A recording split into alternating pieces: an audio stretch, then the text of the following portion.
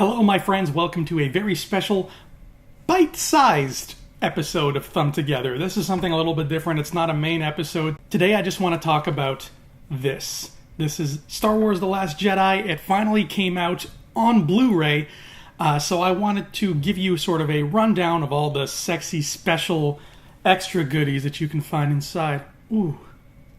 Oh, it's so hot, I just burned my skin a little bit. Obviously, the digital download came out a few weeks prior, but I'm not George Jetson, so I don't buy those. I just wait for these. Besides, these come with a free digital download anyway, so I could always wait and get everything in one fell swoop. Thankfully, this came with a commentary, and that was sort of the number one thing I wanted the commentary. We didn't get that in the original Force Awakens DVD. We had to wait. I don't think we got it with Rogue One either. I think it was the same deal. With this one, there's finally a commentary. Now, what impressed me about the commentary was it's just Rian Johnson. That's it. There's nobody else with him. That is impressive. It's hard enough to talk over a 2.5 hour long movie when there's 3 people in the room, but when it's just you and you've got to keep that up and basically keep talking for 2.5 straight hours, that can't be easy at all. And he does it. You know, it's not the most insightful commentary I've ever heard. It's, you know, a lot of what you expect, like, oh, wow, Daisy's so good in the scene, and wow, our prop department did such a good job over there. But I did learn a few things in the commentary that I didn't know, which was interesting. And if you don't want to hear this, if you don't want any spoilers, you just want to listen to the commentary on your own, then maybe skip this part. But if you don't care and you just want to know like what little goodies he spilled in the commentary, then that's what I'm here for, sweetheart. A few things I did pick up.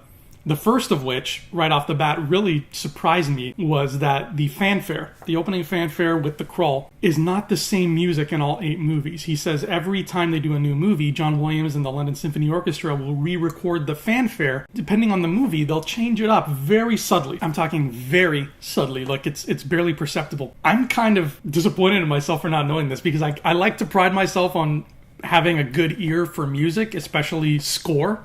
So the fact that I didn't know this, when he mentioned it, I was like, okay, I understand now. He said the fanfare for Last Jedi was a bit softer and more subdued, whereas the fanfare in The Force Awakens, for example, because it was, you know, the comeback of Star Wars, it was more aggressive. That just really interested me. I can't wait to go back now and listen to everything and see what changes John Williams made. The next thing I learned is probably going to make you people roll your eyes because you probably noticed this the first time you saw the movie, but to me it took 5 times watching it plus Ryan's commentary in my ear to clue in that, again, this is just me being dumb on my part, but I didn't realize that the red background in Snoke's throne room was a curtain. I did not know that. I thought it was just a green screen but red. But apparently it was a practical curtain built by the set. It's just freaking seamless because you don't see a crease in that whole damn thing. It's just one solid chunk, which is why I thought it was a screen. The obvious thing is when the fight comes with the Praetorian Guards, that curtain starts burning up and you can clearly see it catching fire in the background. I didn't notice that.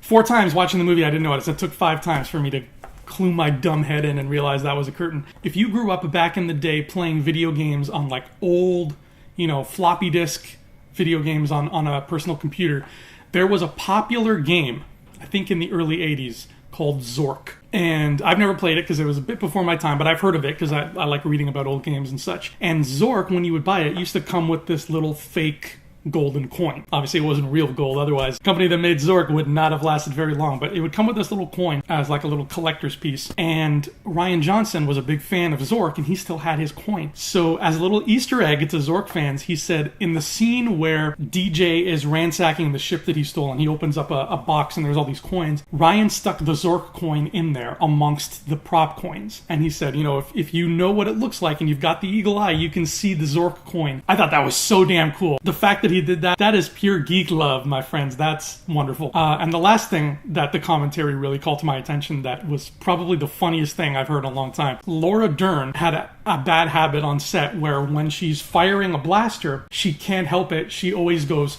pew, pew, pew. She makes that noise with her mouth. That's just what Laura Dern did because she's adorable. And in the scene, in the final cut of the movie where she stuns that pilot who's holding her at gunpoint, you can clearly see her mouth moving. She's saying pew when she stuns him. Now I can never not see that. That just made my day. I loved that. So that was the insights that I gleaned from the commentary. Like I said, it wasn't the most insightful commentary, but it was fun for what it was. Now, moving on to other bonus features, there's, of course, the pièce de résistance, the big one. We got The Director and the Jedi, which is a feature-length documentary about the making of the film. It's probably the best documentary we've gotten in Star Wars DVDs since the Disney buyout. However, it's not as good as the stuff we got on those prequel DVDs. Still, it still doesn't top what the prequels gave us in terms of bonus features, because those were just off the charts. That was like every department had like an hour worth of footage, whereas this was just sort of like a 2-hour chunk that covers everything. I still to this day think that that documentary, The Beginning, from the Phantom Menace DVD, is the best special feature of all time. The fact that it starts with George Lucas in 1994 getting up early in the morning and writing the opening crawl, and ends with the midnight premiere in 1999, that just goes to show how extensive that documentary was. And this was not as in-depth as that, but it was still nice. It mostly focused on Rian Johnson himself and his random struggles to make the movie. There's one scene that's really funny where Rian Johnson and the producer Ron Bergman are signing the official budget papers, where Disney gave them their budget for the film, and they're just signing off on the paper. And they don't show the amount, but we all know that this is a very big budget movie. This is probably $200 million.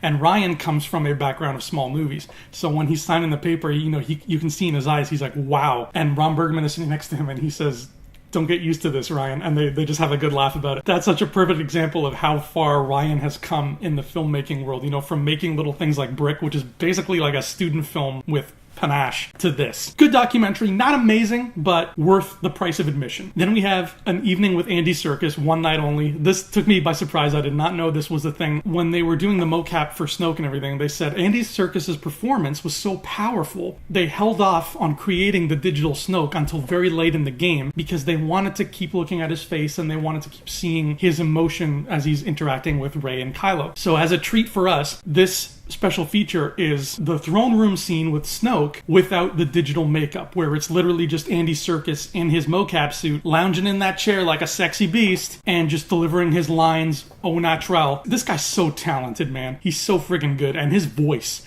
I don't think there's any digital adding to that Snoke voice. That's just pure Serkis. He has an amazing voice, man. I'm so jealous. Scene breakdowns, these are very basic sort of beat by beat breakdowns of the space battle, of Snoke, and of the Battle of Crate. It's reminiscent of the stuff you saw in the prequel DVDs of just how they would break down particular scenes. Those were great. I liked those. They were quick. They were quicker than the rest of it, but they were very informative. If you are a tech kind of person, if you're a techie, you like the special effects, you like the whole wizardry and puppetry behind the scenes, those scene breakdowns will probably be your favorite thing on the DVD. Then we've got Balance of the Force. This is probably the least interesting of all the special features I found. It's just a very short, I think like a 5-6 minute video of Rian Johnson talking about what the Force means to him, and I think they could have done more with this. We shine a lot of light into a lot of dark corners of the Force that had previously been unexplored, and I thought Ryan would go into that more, but in this documentary there are no,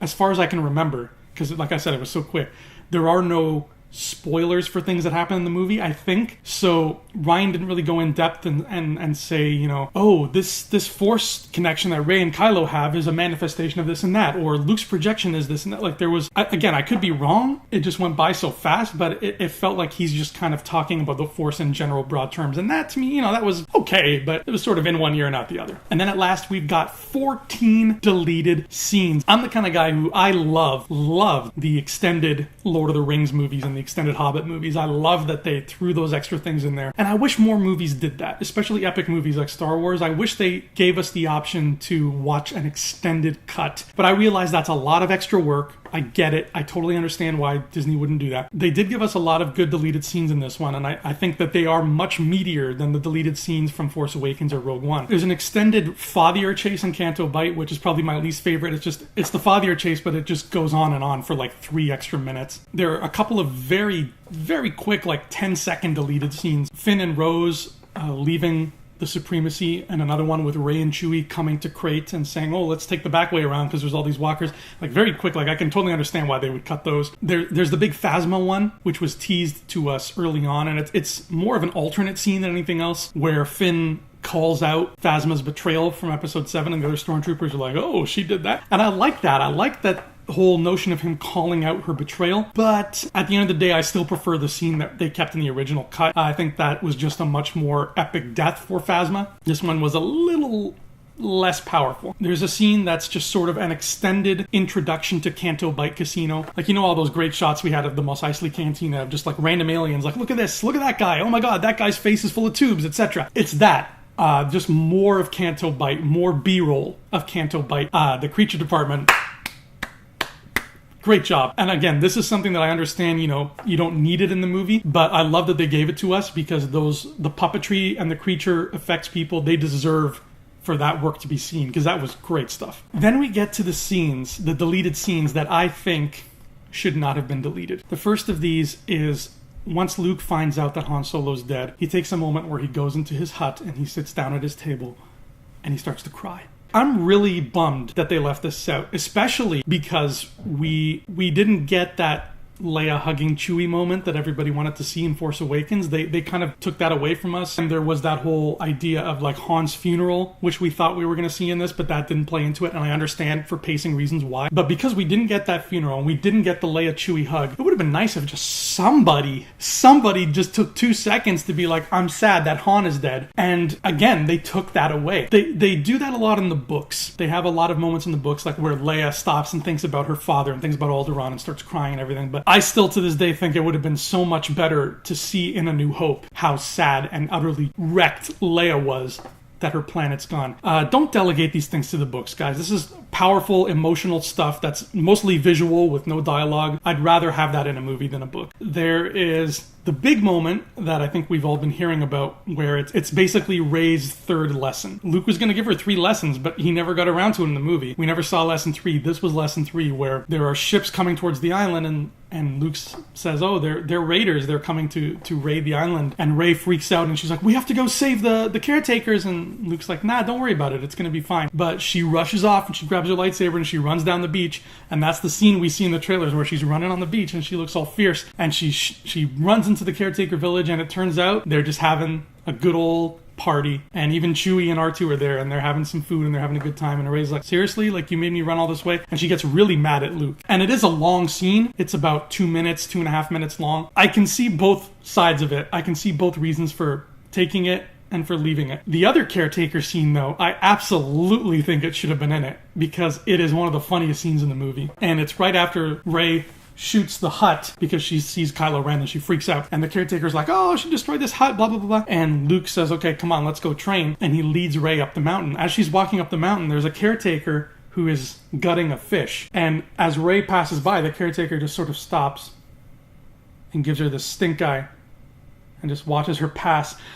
And seeing this puppet do that facial acting was the funniest goddamn thing I've seen in so long. It's literally like 4 seconds long. I don't understand why they cut that. It's a 2.5 hour movie. You can add another 4 seconds. Nobody's going to complain. Then we got the final one that I really think would have been fun to see. And it's Finn, Rose, and DJ sneaking onto the Supremacy and having a hard time of it. And of course, this is where we get the Tom Hardy Stormtrooper cameo. There's so much tension as they sneak onto the ship. First, they pass through this office, and there's a First Order officer who sees them, and he's kind of like, hey, that doesn't look right. What's going on here? And they get away in an elevator. And they're standing in the elevator, and then from behind them, the doors open again, and these 6 stormtroopers come in. And it's just this awkward elevator ride with these stormtroopers. And one of them, the Tom Hardy one, slowly turns and looks at Finn, and he recognizes him. And they have that great little exchange where you think he's going to sell him out, but in fact, he's just like, hey, we were in the same batch. And then he pats him on the ass and everything. I love that scene. There was a lot of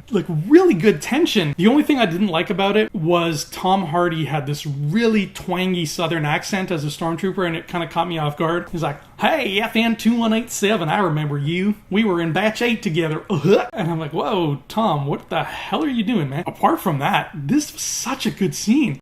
Because, you've got these layers of suspense. You go from the office to the elevator to the stormtroopers, and it's it all kind of works together and builds, and it has a little climax to it where Finn is like, don't do this, don't make me shoot you, don't make me start a fight, and then the guy's like, hey, I remember you, and he just breathed this big sigh of relief. It's so much, it takes you on a ride. the thing of BB9E just being like, oh, I see an intruder, that doesn't take you on a ride. It is a longer scene, but like I said, it's a long movie anyway. Add another minute or two, nobody's going to complain. But that is the Star Wars Last Jedi Blu-ray. This was the best chunk of special features that I think Disney has given us so far for Star Wars. Let's hope we get more commentaries in the future, more featurettes, more of that good stuff we love, even better documentaries. I hope it only gets better from here. This has been a special bite-sized edition of Thumb Together, and I will see you all next time. Adios.